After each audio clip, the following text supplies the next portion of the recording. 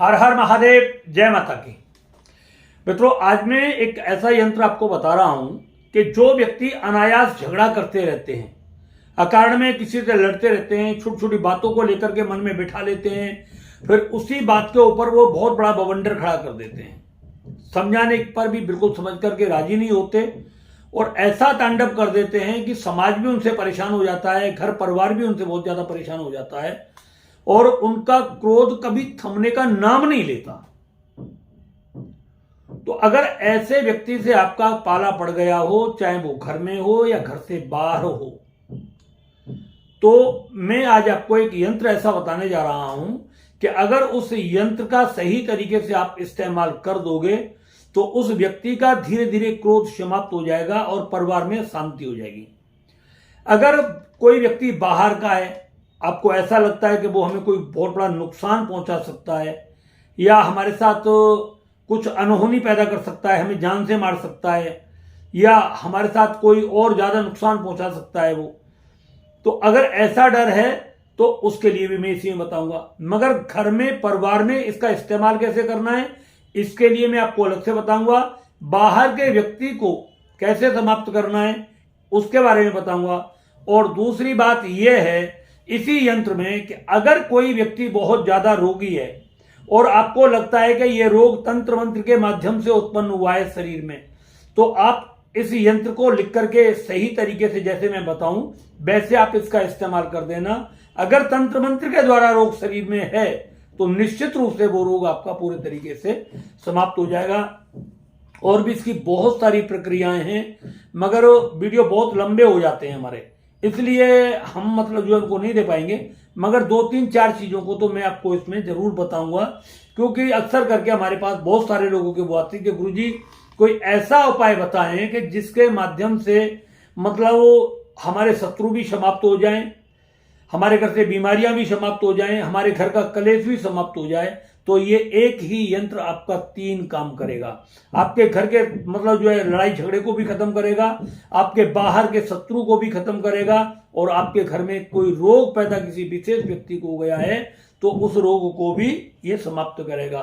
क्योंकि रोग भी एक शत्रु ही होता है, जिस किसी व्यक्ति को लग जाता है और ठीक नहीं हो पाता तो वो रोग भी एक दुश्मन की तरह ही माना जाता है। अब आपको करना क्या है, यंत्र भी मैं आपको मतलब बताऊंगा, तो उसको पूरा ध्यान से देख लेना। कोई कठिन काम नहीं है, बिल्कुल भी किसी भी तरीके का ये कोई कठिन काम नहीं है और बहुत ही नॉर्मल, बहुत सरल क्रिया है ये। कोई भी व्यक्ति इसको कर सकता है, कहीं पर भी कर सकता है। कोई ऐसा नहीं है कि कोई विशेष जगह स्थान का इसका महत्व हो कि आप यहां नहीं कर सकते। आपके लिए इसको करने के लिए आपके पास बहुत सारी पर्याप्त जगह हैं और ये बहुत ही अच्छे तरीके से काम करता है। और इसका सबसे पहले उदाहरण मैं हूं। मैं आपको एक बात बता देता हूं। हम एक किराए के मकान में रहा करते थे और वो एक फाइनेंस कंपनी में मैं जॉब करता था। तो फाइनेंस कंपनी में जब मैं जॉब करता था तो मैं एक बार साइकिल से आ रहा था। तो साइकिल से आ रहा था तो मतलब एक व्यक्ति की मतलब मेरे से साइकिल से टक्कर हो गई। अब साइकिल में टक्कर हो गई, पता नहीं उसकी साइकिल कैसी थी, मेरे समझ नहीं आया। तो उसका वो अगला पहिया टूट करके अलग गिर गया। उसका वो चिमटा बोलते हैं, क्या बोलते हैं, वो टूट करके गिर गया। अब वो मेरे पीछे पड़ गया, मुझे पैसा दो पैसा दो। जबकि टक्कर उसी ने मारी, सारे काम उसी ने किए, सारे लोग देख रहे, सब कह रहे गलती तुम्हारी है, उनकी कोई गलती नहीं है। मगर वो मेरा पीछा नहीं छोड़े। और सबसे बड़ी बात यह है कि मैं जहां पर रहता था, हम तो किराए के मकान में थे, उसका अपना निजी मकान था और वो बड़ा स्थिति और तनख्वाह भी तो हमारी कोई खास ज्यादा नहीं थी उस वक्त। तो उसने मतलब जो है हमसे बहसबाजी करनी शुरू कर दी। नहीं तो हमने कहा कोई बात नहीं, आधे पैसे तुम दो, आधे पैसे हम देंगे। नहीं बोले पूरे तुम ही दोगे। और बड़ा ड्रामाबाज वो तो आज भी। हमने किया आधे पैसे ले तो ले, नहीं तो रहने दे।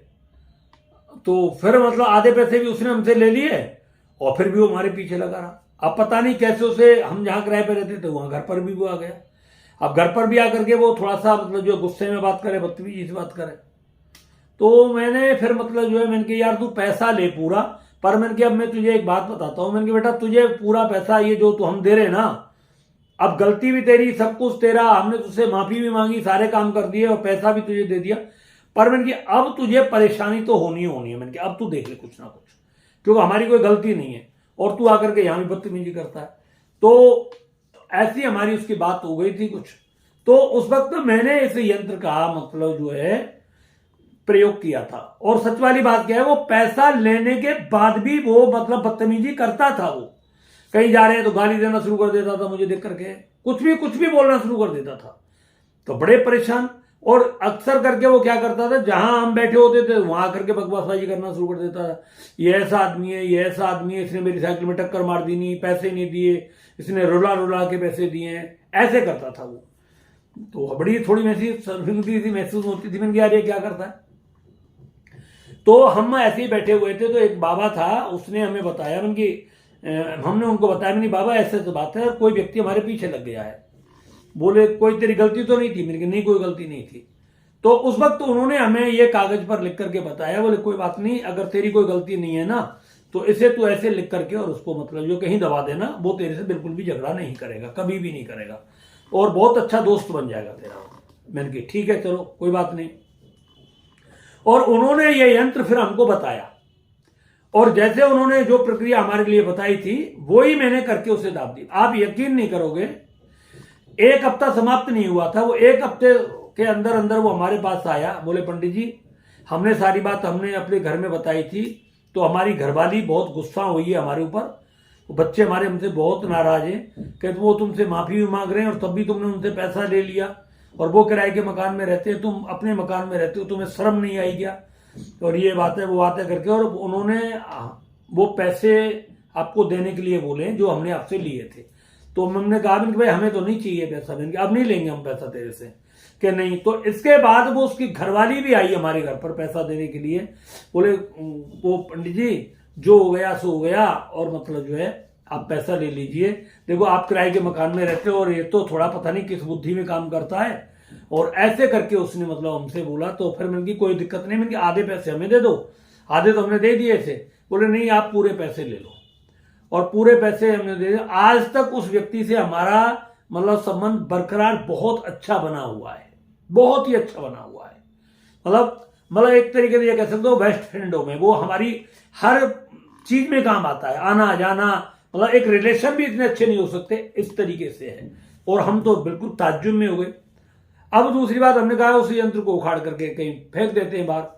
तो हमने बाबा से कहा, बोले इससे कोई नुकसान नहीं होगा उसका, कभी भी वो आपसे प्यार से ही बात करेगा, आप उसको ऐसे ही रहने दो। मैंने कहा ठीक है।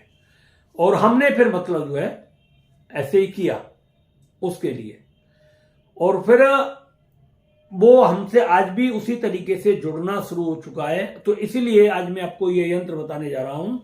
अगर आपका कोई दुश्मन है, कोई नुकसान कर रहा है, आपको लगता है भविष्य में कोई हमारे लिए गलत कर सकता है, तो आप इस यंत्र का निश्चित रूप से प्रयोग कर सकते हैं। ये बहुत ही सरल और सुलभ प्रयोग है।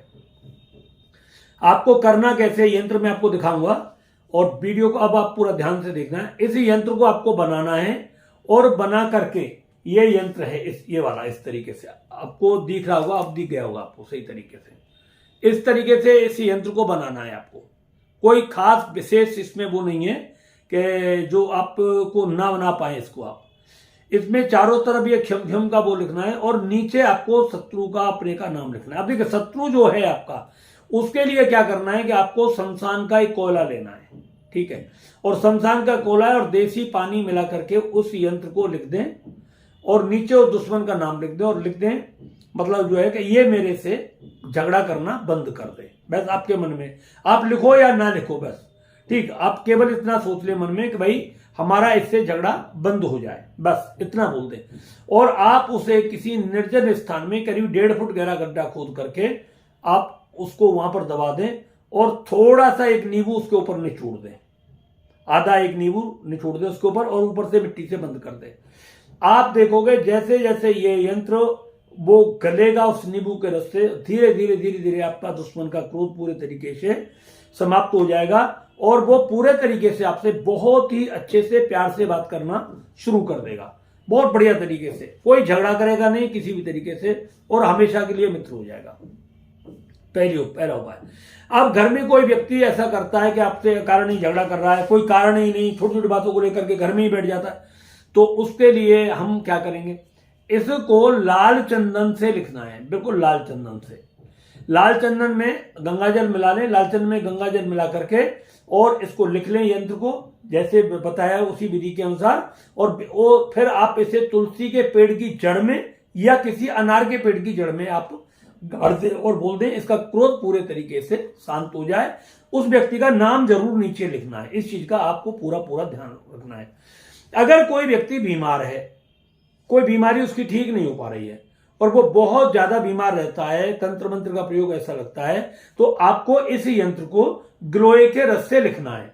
गिलोय की लकड़ी लेकर के उसका रस निकाल लें और गिलोय की लकड़ी की ही कलम बना लें और उसके हाथ से इसे लिखना है। इस यंत्र को आप भोजपत्र पर लिख करके उसके सीधे हाथ में बांध देंगे तो रोग बहुत जल्दी समाप्त हो जाएगा। और इस यंत्र को लिख करके अगर आप नीम के पेड़ की जड़ में बांध देंगे तो रोग बहुत जल्द समाप्त हो जाता है और ये बहुत ही अचूक काम करता है, बहुत ही प्रभावशाली है। तो अगर आपके घर में ऐसी कोई चीज चल रही है, कोई परेशानी चल रही है जिसका समाधान आपको नहीं हो पा रहा है, तो इस यंत्र को आप इस तरीके से जो मैंने बताया है, तीनों विधि मैंने आपको बता दी हैं और तीनों विधि के अनुसार आप इसे कर लें।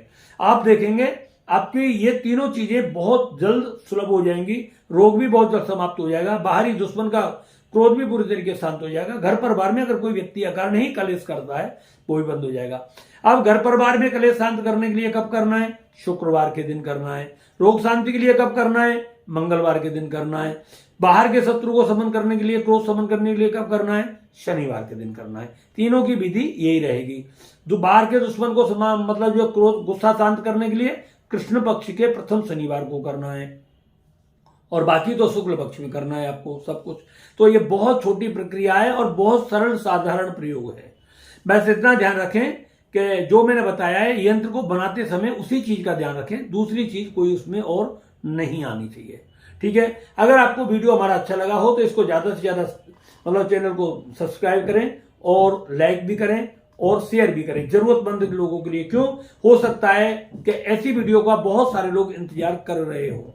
हमारा एक दूसरा चैनल और है जिसका नाम है एस्ट्रो हीलिंग पॉइंट, उस पर भी हम बहुत सारी वीडियो डाल रहे हैं, उस पर भी जाइए, उसको भी मतलब देखिए, उस पर भी लाइक करिए, चैनल को सब्सक्राइब करिए और जो अच्छी वीडियो लगे उसको आप शेयर भी जरूर करें।